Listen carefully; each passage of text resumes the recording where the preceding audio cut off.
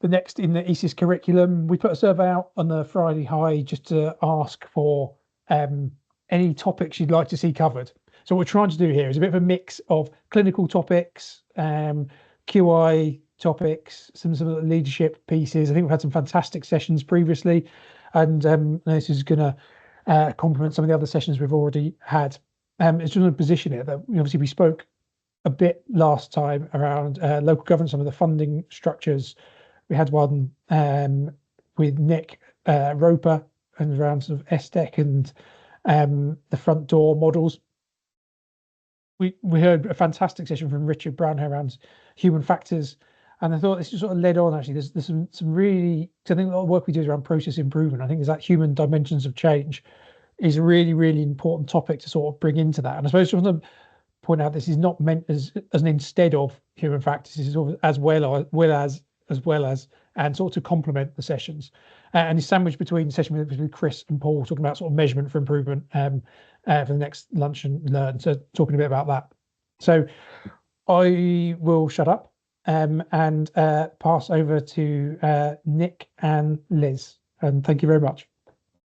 Cheers, Lee. Yeah, so just to reinforce that point, it's just trying to think a little bit about what sits beneath the surface, really, of what we often just see as from superficial. I guess the world we sometimes find ourselves in is fast-paced, and we've got to get on and do some stuff, and we feel like we have to get in there. Just that pause for a moment to look just beneath the surface of some of the things that are happening, particularly for the individuals, for the people that we're working alongside, from their perspective and about their experience, really. So just in terms of some of the few recommended reads and what relates to some of the content from today, just putting this out there. Obviously the slides will be made available so you can have a look at these, but these are 3 books that really reflect a lot of the content from today. So when Lee asked me to do this, I was thinking about what's the frame, what's the context that I'm talking about here. And I think those of you who saw the Channel 4 documentary on it's my local organisation, I used to work there, so I had a look at it from a different perspective. But also I just wanted to think about what's going on there. We can look at the superficial, we can all jump to conclusions, and we can all make an assumption. But I'm trying to know what's going on there. And then I thought, well, what's really going on there? And then I thought, what's really, really going on in ED in Shrewsbury and all across the country? And ultimately, all of it comes down to a degree of decision making and how people are in a situation and what their decisions are at any given time, and how the environment and their own circumstances influence those decisions. And we know, and we talk about this a lot, people don't come to work to do a bad job. Nobody in Shrewsbury or anybody else comes to work in the morning thinking, yeah, I'm going to do a really bad job today. It's the environment that the people work in. And it's the second point here: safety in complex systems is created by people through practice at all levels of the organisation. When we talk about practice, what we're talking about there is behaviour change, behaviours, how people operate, how people think, what their behaviours are. And we know that what we often find is that we've heard this before, and I've heard this talked about before, about this improvement in healthcare is 20% technical and 80% human. But more and more we find ourselves in an environment where that is probably flipped, and there's an over-reliance, not necessarily from us, but from others, in terms of an over-reliance on structure, on action plans, on PIDs even. It all becomes about a very functional, technical aspect. But we know, it's people that affect change. It's not a project plan or a well-written driver diagram. Those are all precursors. It's actually human beings that influence change. And a few points here sort of drawn out from the improvement leaders guides that, and I thought were really pertinent, that people are not machines. You cannot make others do what they do as they're told, nor can you be everywhere, all at watching everything everybody does. This point that we have to repeat ourselves so often, that it's command and control cannot work in a human intensive system like health and social care, bluntly because there's just not enough commanders and controllers to go around. But none of us would want to work in that kind of system, in this kind of knowledge economy that we exist in. I'm going to try and break this down and I've used this slide, some of you may have seen this before, but I use this quite a lot in terms of describing how we see these different levels of application of improvement approach. You've got a very anatomical approach to improvement, which is the project management, the training, the governance, the action plans, that structural element to improvement, which is worthy and needed. But then how do we go a little bit below the surface of that into the physiological and the psychological aspects about how we understand the people, the culture, the interpersonal relationships, importantly, the decision making, the traits, the attitudes. What's some of that past experience of the people that we're working in? What's the psychological well-being of the people that we're working with? And it's getting to that level. It may not always be comfortable or palatable because this may take a bit of time. It's not a quick fix, but isn't it on us to look a little bit deeper in terms of what is happening for the individuals, for the people that we're working with? Because we can build the best delivery plan and we can write the most well-written concordat, but when it comes to the doing bit, to a degree, we're leaving some of it to chance because we're not always understanding what's happening with the environment and the people that we are working with. And Kurt Lewin discovered this back in the 40s. So a lot of his research and a lot of the research since, and he identified that in his words, the understanding and learning which the process produces for individuals and groups is more important than any change as such. And the way I would translate that is essentially the way we go about change is more important than change itself. Or as Cotter talks about, just the way we do things around here, it just becomes that's what we do. So it's more about how we go about the change rather than about the change itself. So our approach, our methodology, how we connect and engage with people. But it strikes me, even going back to what Lee said to start off with, it strikes me that there's all these different methodologies and we give them names, but they're essentially the same, whether we call it the human practice approach or whether it's, I know for some, they see me as a lean person. All these different names that we've created and almost the tribes and industries and to a certain degree, there's a level of marketing in these brands, but they're all broadly the same. And for me, they all start at the people level. They all seek to understand that respect for people, that continuous improvement from the person's perspective. And I think the phrase is we have more in common than what divides us when we really look into those improvement approaches. We can get a little bit separated by is this approach or is this approach where we're actually there's a lot of similarities. And so when we talk about those approaches, the most important characteristic for me is, does it start with the people and do we understand the lived experience of the people that we are working alongside and working with and who we are relying on to affect the change that we would like to see. And it's these people's experiences and those are the people involved in change, and it's the emotions that sit alongside that. How are people feeling? How are they feeling? Think about those guys in Shrewsbury ED. What are the emotions that exist in those people there? What's happening there? These are some great points from Eli Goldratt. Any improvement is a change, but not every change is an improvement. Any change is perceived as a threat to security. There's no threat there, and any threat to security gives rise to an emotional resistance. You can rarely overcome emotional resistance with logic alone, so we can't just give people data and expect them to shift. And then emotional resistance can only be overcome by a stronger emotion. So how do we create that more powerful case for change? And Adam Grant talks about the biggest obstacle to successful change is human resistance. So how do we create that vivid picture, which is more than just data? Data is not enough. We just have to create that emotional response in people. So, all the data and diagnostic work we do is helpful, but how does that translate into an emotional response? How do we appeal to the values of the individuals? What's in it for them? How do we improve their world? How do we improve their work? Yes, it's about patient care. Yes, it's about the organizational performance, but for individuals, it's about their work. And how do we shrink that change to make it manageable? How do we chunk it up? And David Marquet says, chunk it small, but do it all. How do we make it manageable?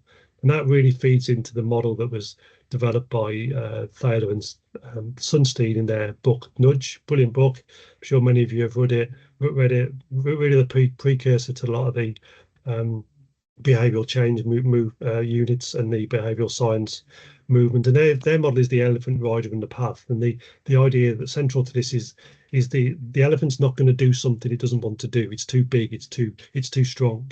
The rider can steer and the guide, and we're the rider. But the elephant is the emotional mind of the people that we're working with. That's not going to move unless we find a way to make it easy for that elephant, clear the path, make it easy for that elephant to move down the particular route that we wanted to go down. We as the rider can only help steer it, but we're not going to be able to influence greatly. We have to create that emotional response. And it's about then building those habits that people can buy into and build and work on daily, and those how habits become part of the systems that people work in. James Clear, another great book, Atomic Habits, talk about atomic not in a big bang explosion, but atomic as in really small. Talks about don't focus on the goal, work on the systems, and the systems being those small atomic habits that are consistently applied to achieve the overall goal. What are the things that we do every day? So if we, I need to lose a few pounds at the moment, so we'd start with, do I focus on losing a few pounds, or do I build a few habits that will help me lose a few pounds, like go for a run regularly, stop eating so much pizza, that kind of thing. We just kind of build those small atomic habits, and goals are good for setting the direction, but systems are best for making the progress. That's what actually gets us to the point where we start to achieve some of our goals. And we're thinking about where do we start in this, and this is the best place to start. Think of those really simple, easy to implement behaviors. These are really key behaviors in people. So we're starting to think about what are the changes, not in terms of process change, but in terms of behavioral change. It may be, we're asked to do a lot of work on board rounds at the moment. Think about what are the behaviors that we want to see from people in terms of that. We want to influence board rounds.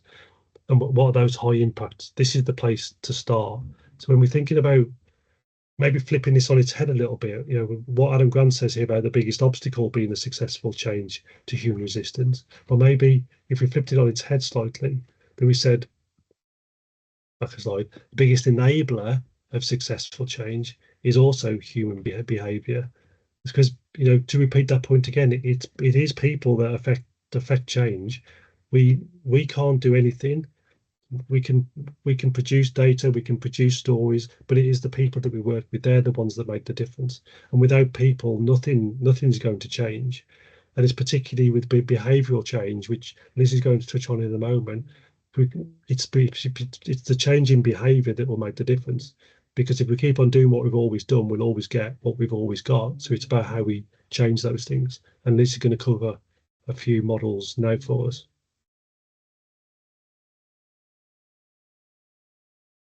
Thanks, Nick. My little arrows haven't come up at the bottom, which is fab. So I've just not been able to move on to the slide, but we're going to dip our toes into behavioural science now, and just apply a couple of little tools and think about how we can apply some of that common sense that Nick's been talking there. Sorry, I've got a huge delay again, Nick, so it's not going on full. So why would you want to add behavioural science to your toolkit? And so if we look at the next design on the slide, you'll see that I'm showing my age and also a cultural reference from the 70s. Nick, sorry, can you move my slide on? It won't move. We practiced this about 6 times before we came on. So it was just guaranteed that it was just going to stop working. So those of you that may have been children during the 70s might recognise Dastardly and Muttley here. And obviously his favourite phrase was "do something, Muttley." And I have to admit, that's what it really feels like at the moment. We're all under a lot of pressure, and there's a huge amount of pressure to just do something. And sometimes that can mean that we don't take a breath. We don't always have the time to really get under the surface and ask why. Yes, catch the pigeon, child. Indeed, we are all showing some of our backgrounds there. So we're under a lot of pressure in this system as improvers, and we want to make things better for patients. But sometimes we find ourselves thinking, well, why can't they just? We've got the board round guidance. There's loads of things that why can't they just do a board round? So why can't they just? And of course, I would always think, well, as Nick says, people aren't coming to work to do a bad job. There's other things at play here that means that these board rounds are not currently happening. So behavioural science, why add that particular thing to your toolkit? Because as Nick was saying, we've got a broad toolkit to choose from. We've got all different types of improvement methodologies. There's plenty of research into safety, human factors, psychology. Well, where behavioural science comes in is it's about improving the implementation. And Susan Michie is an academic at UCL and has done a lot of work on behavioural change. And those of you that are familiar with it will see that a lot of it's happened in the public health arena. But also you're looking at people changing practice as well. So it's not just about public health, it's also about practices and behaviours in real life. So it is applicable to us. And what it is a scientific study of human behaviour. It's grown from several fields of study and applied frequently, as I said, in public health. There's a big psychology background to this as well. And it's an opportunity for us to consider how we can give our interventions more opportunity to succeed. So the first step that we need to take on a journey of applying a bit of behavioural science is to be absolutely sure what's the behaviour or behaviours you are looking for. So similarly to the model of improvement, where you have to start with what's the problem you're trying to solve, this is, what's the behaviour you're trying to create? Who's going to do what, where and when? So obviously we mentioned board rounds. I want the nurse to turn up at 9 a.m. next to the board and start the board round. So if we just have a little look at a model now, this is going to help us to understand behaviours that underlie practices, choices, decisions. And I'm going to use a non-NHS example now. So you can see on your screens there that that's not, it's going to be a bit of a mission of mine to get him into every presentation that I do. So you could say that training-wise, he might be in pre-contemplation, in the sense that I don't think he knows some of the crazy things that he does that I don't want him to do. And Nick is going to tell you a bit about a model for change later on that might help me with him. But in terms of our diagnostic in the COM-B model, there's various things that make up behaviours: capability, opportunity, and motivation. And I've decided to think about the fact that I need to get back on my bike and get fit. So a bit like Nick and his pizza, my weakness is definitely cake. And so if I applied COM-B to my getting back on a bike, how might I look at it? So thinking about capability, I think, well, I do know how to ride a bike, although to be fair, clipping in and clipping out is a bit interesting. And I've had a few cases where I've stacked it into the bushes, but I do know how to ride a bike. Do I feel I can do this psychologically? Well, I guess I need to think how that's going to fit into my life and the other things that are going on. But can I do it? Yes, I think I can, as long as I don't go on any big roads, because I don't like big roads. What's the opportunity? Have I got what I need? Well, luckily enough, I have got a bike. And also, it probably needs a bit of fettling, but I can use that. And do other people approve of me doing this? Well, I'll just tell Norm, quite honestly, that I'm going to go out on my bike, but I'm sure that he'll approve of me being happier and healthier. Motivation. Now, this is quite an important one. There's quite a number of sections in motivations. Do I feel like I want to do this? Well, I mean, if it's pouring down with rain outside, probably not. But luckily, there are lots of really good rain jackets out there on the market for ladies. And do I believe it's the right thing to do? Well, fundamentally, yes, it is the right thing to do, isn't it? We want to be fit and healthy. We want to set a good example to our colleagues, to our patients, and that kind of thing. And then, do I have the right habits in place? So a bit like Nick was describing, how can I get into a habit? How can I make this a habit for myself to become fitter and get on my bike? So understanding what might be making up my decisions about if I'm going to do a behaviour or not makes us then think about how we might be able to intervene. So there's a little model called the ECIST model. And if you're looking to change a behaviour, it's quite useful to think of it as a sort of a compare and contrast. So I don't really want to make it difficult for myself to get on my bike, do I? So I need to inflate the tyres. I need to get all of the, bike gear out of the loft and everything. And I need to set myself a schedule. I need to make it attractive. How's it going to be attractive to myself? Well, I'm sure I can eat more cake if I do some bike riding. So that could be attractive. And what about social? I'm going to do it with friends. I can see that other people are doing the behavior. I can get my Strava out. So this is kind of, for me, this is a mixture of attractive and social, but you know, it's attractive to me to get my little prizes back from Strava telling me that that I'm queen of the mountain. I wish. And then in terms of timely, and this is quite important in practice, I think, is it seen as an interruption of what everyone is trying to do? Or is it seen as actually now is the time to do this? Now is a really good time to make a change. So I'm thinking long days, it's sunny. Now's a really good time, and I still want to eat cake. So now's a really good time to introduce change. I'll hand back to you, Nick. Sorry. Brilliant. Yeah, thanks, Stacey. I think you touched on there that thing about a lot of this sits in a public health background. I just want to share quickly another model that I use quite a lot now, which is the transtheoretical model of behaviour change. And this one really again goes back to public health and probably changing behaviours in terms of smoking cessation or other health conditions. This really does apply. I've tested this out so many times in actual in other environments with people, and what this model tells us is that everybody has to move through these different stages, whatever stage you're at. Again, using the board round model, for example, if you currently don't have a board round or don't do a board round, you may think you do a perfectly good job without one. So we're in pre-contemplative stage. We don't believe there's a need for change. We come along saying you need to do a board round at 9 o'clock, and you need all these people. And on Monday we're going to start doing them. Or we jump straight from number 1 to number 4, straight from pre-contemplative into action.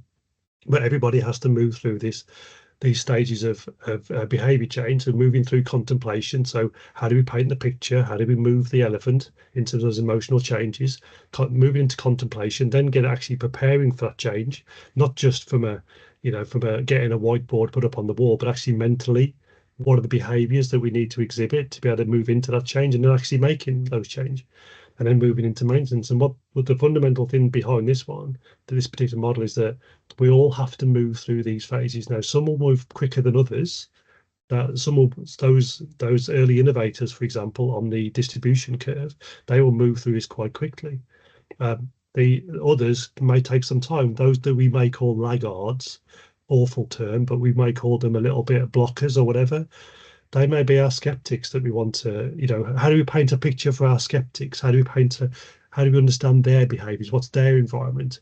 Again, I don't want to go on about that particular one subject, but if you went into Shrewsbury ED right now, I doubt there is very little headspace or emotion to be able to consider behavioural change, because they're just trying to exist in the environment that they exist in. So we have to understand a bit more about what's happening. And this idea of what is really important for people, what are the conditions that exist for people for their own basic needs, whether it's work or whether it's home life. The self-determination theory developed by Ryan and Dietschy talk about these 3 key elements: there's competence, autonomy, and relatedness. And these are so key for individuals' psychological well-being or their feeling of fulfillment, whether in work or at home. And this competence around understanding what they have to do. If you're doing a role that you don't truly understand, you don't feel like you have competence. Do you have autonomy?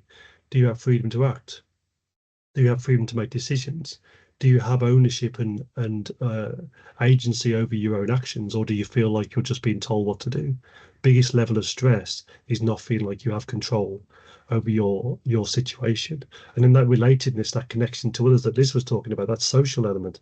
Social isn't always about going down the pub, but actually that social connection between individuals. That's socio-technical element of being in work, doing a technical job, but also working alongside other people. Is there a connectedness between the people? So all these factors that we understand in terms of the workplace. We may only see things from a process perspective or performance perspective, but all these underlying, what's going on in the background, what's going on below the surface. And that really speaks to that sense of psychological safety. Is there psychological safety in that particular workplace? I want you to think about this now in terms of ourselves, but turning the mirror on ourselves a little bit, but also the people that we're working with, the environment and the organisations that they exist in, because thing about psychological safety is that it's often seen as a thing in itself, but actually psychological safety is or isn't all around us. It's just forms part of what we find ourselves in. Either we feel psychologically safe or we don't. But it's not a thing in itself. It's the actions and the environment around us that influence the levels of psychological safety. But it is only the individual that can determine that. We could state that we are a psychologically safe team. But if us as individuals don't feel that, then it isn't the reality. And that's the same for organizations. We can speak to leaders, we can speak to some individuals and they say, yes, we feel psychologically safe, but others may not. And it's about understanding what's the lived experience for others. And as we talk about psychological safety, rather, it does form part of culture and what we describe as culture. And the fact that it is everywhere, it just surrounds us, it's the same. And this definition by Edgar Schein, he says the only thing of real importance that leaders do is to create and manage culture. If you don't manage culture, it manages you, and you may not be even aware to the extent that this is happening. If we swapped out the word culture there for psychological safety, I think it still reads the same. So as you think more about culture and the culture that we exist in, the culture that the people that we're working with exist in, Schein goes on to state that what is culture? Well, it's a pattern of shared basic assumptions learned by a group as it solved its problems of external adaptation and internal integration, which has worked well enough to be considered valid and therefore to be taught to new members as a correct way to perceive, think, and feel in relation to those problems. Again, this is behaviours. I mean, I've simplified that and taken a few bits out. These are the key bits for me. Pattern of shared basic assumptions learned by the group, to be taught to new members as the correct way to perceive, think, or feel in a good or bad way. These could be very positive attributes. These could be very positive behaviours. Amy Edmondson, who first sort of coined the term psychological safety, she talks about it that it's the belief that one will not be punished or humiliated for speaking up with ideas, questions, concerns, or mistakes, and the team is safe for interpersonal risk taking. Think about the environment that we find ourselves in with colleagues who, when we're working with people in systems and sites, what is the environment like for those people? Do they feel psychologically safe? Or do we recognise something a bit different? Is it psychologically dangerous for these people? Is there a fear of admitting mistakes? Is there a blaming of others? Less likely to share different ideas, like narrowing of perspectives, leading to something called common knowledge effect. Just how we do things around here. This is just what happens. There's nothing we can do about it. There's a very narrow perspective. Or is there genuine psychological safety, where people are comfortable admitting mistakes, where they're happy to learn from failure, everyone's open to sharing their ideas and thoughts, and there's better innovation decision making. We know from a lot of past research around this that you widen the diversity of thought and the diversity of opinions, you're going to get better innovation and decision making. And again, look at, is this something that we see when we're out working with teams? Is this something that we see internally within our own teams? And that really leads on to this matrix, really, where you think about what we're really looking for is this learning zone. That's what we really want to see. When we talk about improvement, we talk about learning.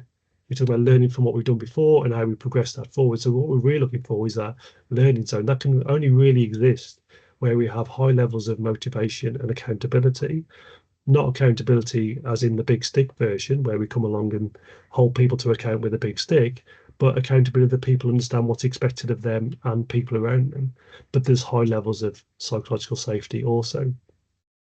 What I see and what I find, and very much looking at the Channel 4 documentary, what I saw was high levels of motivation because of the environment that they're working in, and accountability because of the environment, but perhaps low levels of psychological safety, and that creates that anxiety zone, that creates that high stress, psychologically unsafe environment. And the key bit about that learning behavior, again, comes back to that behavioral change, that behavior that exists. It's that learning behavior that is fundamental to improvement as a foundation to improvement. Are we always learning? Are the teams that we're working with learning? And these key points from the original research paper from 1999 that Edmondson wrote. Engaging in learning behavior in a team is highly dependent on team psychological safety. The implication of this result is that people's beliefs about how others will respond if they engage in behaviour for which the outcome is uncertain, affects their willingness to take interpersonal risks. Fast-paced work environments require learning behaviour to make sense of what is happening as well as to take action.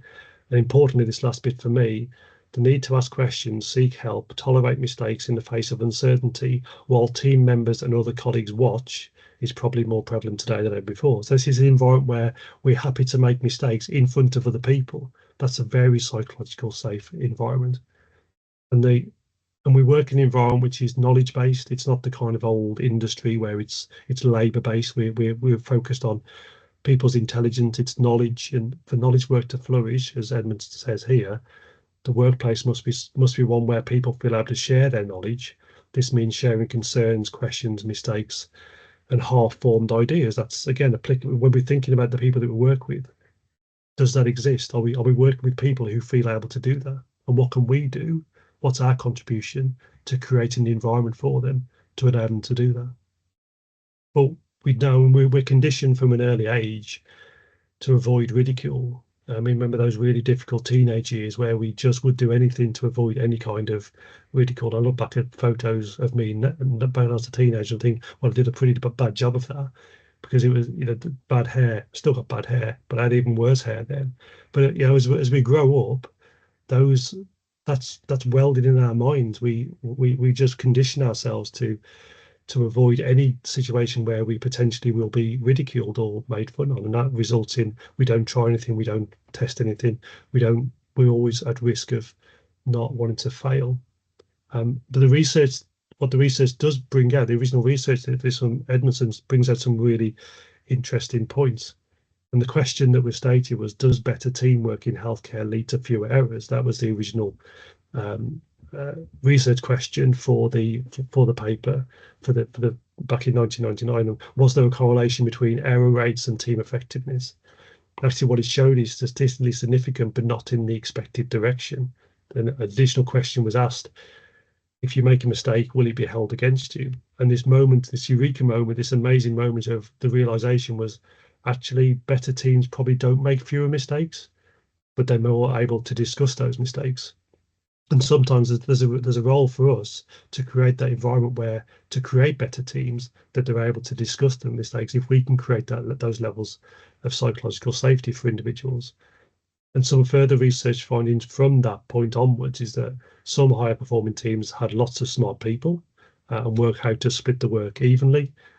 Some high performing teams had average people who worked out to take advantage of everybody's strengths, that distributed and diversity in the team. Some had really one strong leader, those people that we probably all recognise, that one strong leader, but with slightly more fluid leadership. But what is seen from the research is that in high performing teams, all people spoke in relative proportion by the end of the day. And if one person dominated, they spoke more often than others, the collective intelligence declined. And again, that reduces levels of psychological safety. So again, think about our work, think about how we operate as a team. So how do we create that psychological safety? And it really does get back to that humble approach that we've talked about so often. But so set the stage, be clear about everyone's perspective is important and needs to be heard. Reframe the role of leader. The leader is not there just to tell people what to do. Invite participation, be humble. What's the situational humility, and encourage curiosity. We can ask questions. We can state things such as, showing humility ourselves. I'm not sure the best way to proceed. What do you think? What concerns do you have? What might we missing? We aren't the experts. What ask those questions. I'm curious how you came to that decision. What's influenced your thinking? What might we do this better? These are all curious, humble questions that lead and develop that psychological safety with the people that we're working with. Other useful phrases: I don't know, we need help. Admitting our own fallibilities as well in front of other people is always very helpful. Those expressions of vulnerability. What can I do to help? What are you up against? What are your concerns? These are all helpful, psychologically safe statements that we can build in. How we express appreciation is really important. How we describe where failure happens, how can we create a situation where that has been done by intelligent design almost, or intelligent failure. That's through healthy experimentation. That's recognizing that it was created and done intentionally. If failure happens, people feel safe and comfortable with that because we know that that was a factor that may exist. But also managing those clear violations of behaviour and performance of people is that, you know, people have said they're going to do something. How do we follow up with that and hold people to account in a good way? But what we do know, and if anybody believes fear is a good motivator, probably in the wrong job. But we do know that, you know, fear is not a good motivator for people, and physically we just shut down. When we create fear, we just shut down, and that does impair people's thinking. But the good news about psychological safety, and we all like a better measurement, is that it can be measured. And what there are these domains and factors that demonstrate is psychological safe, is the workplace psychologically safe? Do we find ourselves in a psychologically safe environment? Maybe we can look at this when we consider our readiness for a piece of work as part of our discovery, and then we can understand what is the environment that people are working in before we start working out all that, getting below the surface of do the process understanding, do the data collection, but how do we get better at understanding what's the lived experience for the people. So we're going to test this out. It wouldn't be a presentation from me if we didn't have a Mentimeter session in here somewhere. So going to do a quick minute. We're going to use those domains in the psychological safety. So you know the drills by now.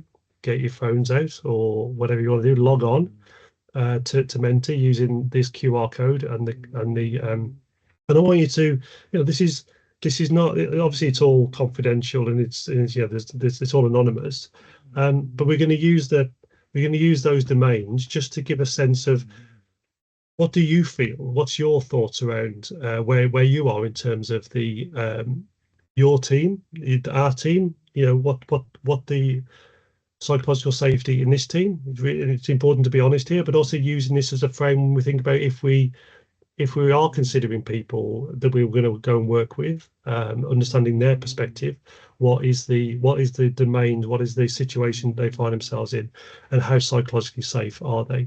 So I'm just going to move us on to you'll see here the 7 domains, and you can just move these through from strongly agree to strongly disagree. So we've got so you can start clicking away as much as you want. So whether mistakes are held against you, able to bring up problems and tough issues, feel rejected for being different, are you safe to take risks? Is it difficult to ask for help? No one deliberately undermines my efforts. My unique skills and talents are valued and utilized. So again, this is not necessarily about picking holes in us as a team, but this is about how we may think about these things before we go in and work with people in their own organizations. You know, in all the site work and systems work that we do, it's the people that we're trying to focus on here and understand that they exist in different environments. They exist in an environment where they may not always feel psychologically safe. And what impact does that have on their ability to change their own behaviours and influence the improvements that we would like to see? So I'll give that a few more. So we've got 6 people so far. There's 18 people on the call. So we'll give that a few more seconds, people to think about that. So this is interesting stuff. Yeah, again, this is just a sense of where you feel you are at the moment. Nothing's right or wrong at this stage, but it's more about how we think about this for other people. And this gives you a chance to experiment with something. So 12 people, 13, right, nearly there.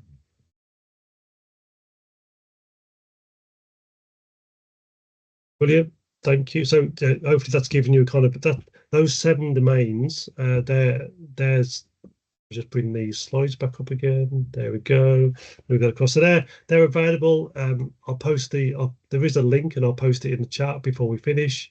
You can go on and do your own, which gives you a fuller report. And then again, we can use gives you a bit more detail. I didn't want to go through the full detail here today because it'd take up too much time. But you can see a bit more detail. It's more about not so much about where we're at, but it's giving you the chance to work through something around psychological safety and how we may consider that more when we do our work with other people.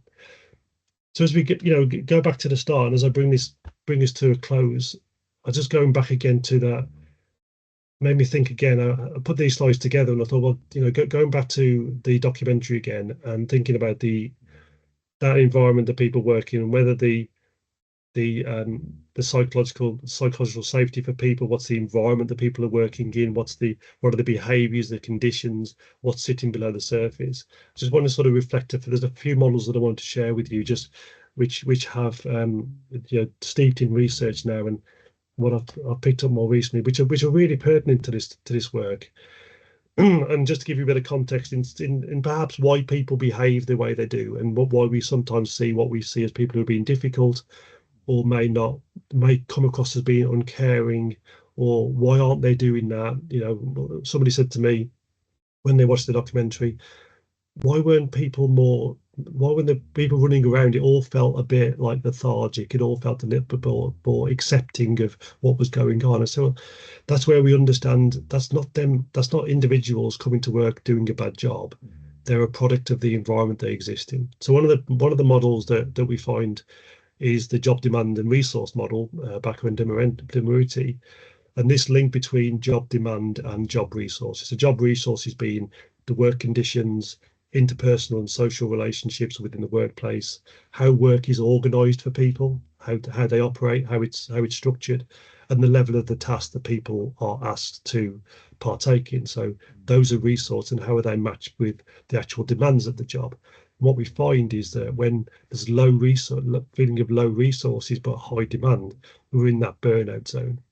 So we find the conditions don't exist where you want people in those feeling like high levels of job resources, maybe in a high demand situation as well, and they feel those high levels of engagement.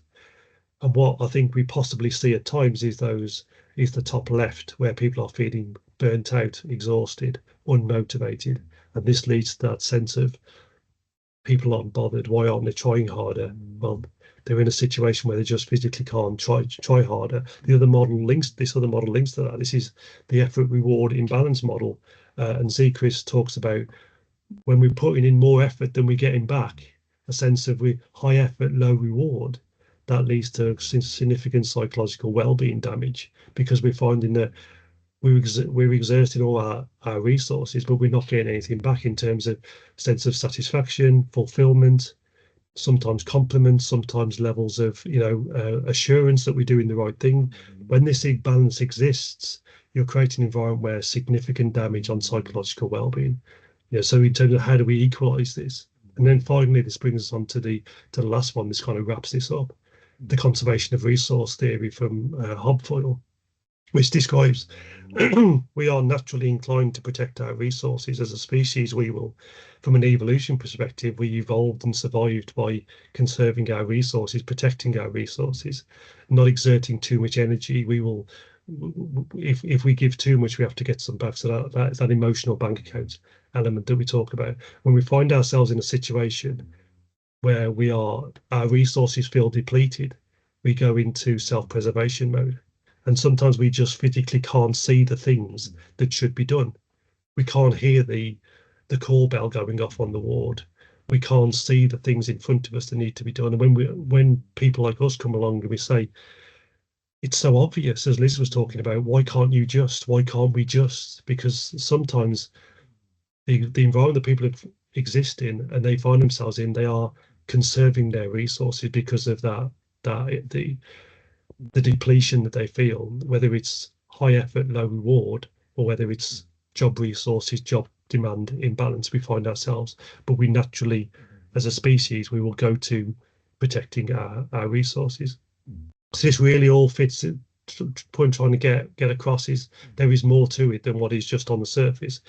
Particularly from a psychological perspective, there is so much going on behind the facade of the face. Whatever's going on there is a lot more to understand, and maybe we have a role to play there in trying to understand that a bit more, to help us understand the ability for individuals to change, and for them for those individuals to be part of any kind of improvement work. And from one long-haired beardy to another, he says, if you look after your staff, they'll look after your customers, patients, relatives. It's as simple as that. And I'll leave it at that. Any questions for Liz and I? That is absolutely fantastic. Thank you so much, Nick, Liz, that's absolutely amazing and a brilliant overview of a really complicated topic. There's a couple of questions popped up straight away. So Richard. I think was Amit before me, or did I dream that? So I thought I saw Amit, and then I couldn't see his hand in the list. So let's start with you, Richard. I was only clapping, and then it pressed the wrong button. Oh, you were so excited, your hands went up whilst you were clapping. That's impressive. Absolutely. Always exciting to listen to Nick. I mean, I think that was just fantastic, that session. Apologies, my team's decided to switch off halfway through. That nobody noticed. That's good. Why should they? But I think that just being able to really get us to think about this stuff is fabulous, you know, and has the potential to make us way more inquisitive, forgiving, inclusive. I guess my bit I'd add to it, a couple of things is when we use things like, we know we've got this productivity thing coming, and we use the word behaviors and we use the word productivity. I think even the language can feel, because of the culture of where we've been and where we are, can feel really messy. So I suppose there's a little bit in my head about how do we try and find the right language, take a breath, to use it that people know it's there for a good reason, rather than when we talk about behaviors, people often see that as a negative thing, that somebody's got to sort themselves out or control themselves. I suppose that's just something to think about. Just on the dispatches piece, a colleague of mine who's done an awful lot of work there said, if you take a commode into the sluice, you can't. So the criticism around cleaning the commodes, which was a big issue, is they can't get them physically in the space. So the physical environment, never mind people's behaviors, the reason people do what they do is because they succumb to the environment they're working in. It's 5 minutes further to push it down past all these patients on trolleys who you may increase their infection prevention risk and all that stuff that's going through your head. So people behave, as you've rightly said, because of the positions they're put in. But how often do we watch the work? And I guess that's a real pull for me, is we need to watch work. We can't just listen to people and try and understand. That's a really important thing to do too. But actually, when you watch the sometimes impossibility that comes across, you think, my God, you know, how do you do that? I mean, just how do you do it? So fantastic, really, really interesting stuff. Dead stimulating, loads to learn there that I've written down. Thank you. Thanks, Richard. And I will just pop a minute, absolute blatant sales pitch from my perspective. I popped a blog that I've just written recently, actually, on more around the models that are covered in the latter section of the presentation. So if you feel inclined, go and have a look at my blog. But yeah, it is more than just what we see on the surface, and it's very easy to jump to conclusions or assumptions, I guess. Giles. Yeah, firstly, just to reiterate, really fantastic yourself and Liz there. Thank you so much. Lots to think about. It made me think when we so much around behaviours, psychological safety, and our part that we play potentially, and language that we hear. I was listening to something with Chris Turner from Civility Saves Lives recently, and he was talking about resilience. And we often we hear things about, well, sometimes relating to younger generations, they lack resilience. Where's their resilience? This is a tough environment that you need to be more resilient. And he was pointing out from the research, I'll try and find where it came from, that resilience is effectively 20% personal, and that's all. The rest of your resilience comes from 40% the people around you. Hence why I think often we're really resilient people, because we've got some amazing people around us. But that's not common necessarily in the organisations that we work with, because their personal resilience is low. And the other 40% comes from that organisational structure and the processes that are in place to support people. So it just really struck with me, because psychological safety is absolutely key. But if we rely on people to have personal resilience, we might be missing a trick. And it's that shared endeavour that resilience that we give each other that is really, really important. But it's just, yeah, loads of stuff in there that's got me thinking. So thank you. And the behavioural science stuff is super. It's I mean, it speaks to a lot of what I think we find ourselves where we're in a kind of fix it mode. The healthcare in general is a fix it organisation. So I'm not going to get into a deep discussion about population health, but preventative stuff. So you could argue that lots of work on well-being and resilience, but maybe stop breaking people in the first place might be helpful, just so we don't have to build resilience, or we don't have to do lots on, you know, that kind of and proper decent psychological well-being support, rather than just, you know, let's bring some cake in today. I know Liz likes cake, but you know, it's not always helpful if we, you know, it's a proper, really good, and the factors that sit beneath that aren't necessarily always superficial. It's can I be my authentic self today? That's self-determination theory stuff. You know, can I be, all that moral injury that we see when you just can't be the person you want to be? And I think that's the stuff that we see a lot of, and we're seeing it in our world, Giles. You know, paramedicine particularly, we're seeing it at the front door. Can't be the people we want. We want to be a different person. We come to work to do a particular role, and if we can't do that, the amount of damage that causes psychologically. So all these things that just sit beneath the surface, and comes back to the point that I, you know, hopefully reinforced a lot, is that we can't separate out psychological well-being with improvement. It's not because when you have good psychological well-being, you're in a good place. You can influence change. You can make improvement happen. There's only so much we can influence, but it's a factor, as Richard was talking about. It's a factor that I believe we should be, you know, we can consider and understand more, rather than, you know, we're awash with data. We can't get any more data, but there's a propensity to want more data to help us understand. But there's more going on than just data. But of course, I would say that, and of course, because Chris isn't here to argue with me. Thank you. I've just got one question, and I think we probably need to wrap up. So, if there's any final thoughts, to start picking them in the chat box and stuff. So, given the position we're in about, we've got numerous checklists and must-dos coming out. As a team, what do you think we should be doing to keep that focus on the true north?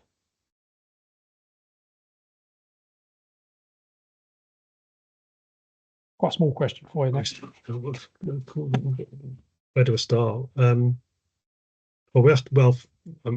As an improvement geek, I probably would say this, but we have to know what the true north is first. So being really clear about what it is that we are trying to achieve, and that may be us. So we may be given true norths from other people, their version of a true north, but what is our definition of what that looks like? And then all our behaviours is aligned to that particular position, and that could be a values position, it could be a performance position, it could be a whatever kind of, but it goes back to those, as Richard was saying, behaviours are behaviours. They don't necessarily be good or bad. They are just, they're habits that we exist, that we do, and it's consistent in everything that we do. It's, there's that, we understand where we're going, and almost everything we do aligns to achieve that. And again, that without over egging the pudding, that is about behaviours. That is about how we act as a team, how we operate, the systems, those atomic habits that James Clear talks about. We can focus on the outcome, which would be the true north, but it's the systems that we build, those daily, weekly, monthly habits that just exist, which ultimately deliver the outcome. Fantastic.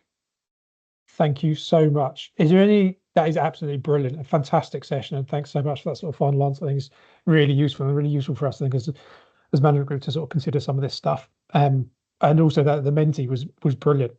I know we've spoken earlier in the year from Lee Delson's sessions, talking about actually how do we get these sort of regular check-ins around our own team, and I wonder whether this could be a vehicle, something we could sort of repeat sporadically throughout the year to try and keep a bit of a check on how we're doing, possibly. I will say, I'll share the slides. A few people mentioned about a reading list, so it's not always about books. So myself and Liz will put a bibliography at the bottom and some further reading on the slides. So I'll share those slides, and there's lots of links to various papers and articles. That's absolutely brilliant. Thank you so much, everyone, for joining. It's been a really, really useful session. Thank you, Nick. Thank you, Liz, for taking the time. We will. I've got a list, I think, of everybody that's here, so we will send out sort of feedback session for you. It'd be great to get your feedback just to make sure we're engaging this and pitching this about right. And just another plug, if there's any other topics or survey stuff, do just feel free to chuck it down on the link was on the Friday High. I'll shut at the end of today. So thank you all, and hopefully you've got a couple of minutes to go and have a bit of a wee break or to get yourself some lunch. Thanks everyone. Okay. Thanks Take all. care. Thanks, Have a great Friday. Thanks. Bye. Thanks.